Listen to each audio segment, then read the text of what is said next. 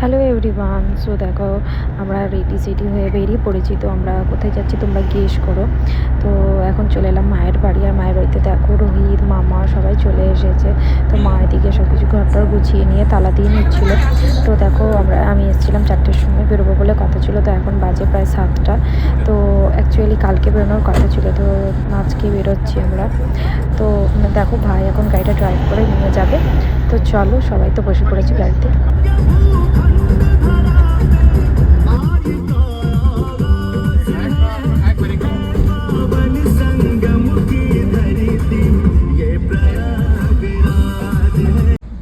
তো তোমরা তো গেস করে ফেলেছো যে আমরা কোথায় যাচ্ছি গাড়ির গানটা শুনে।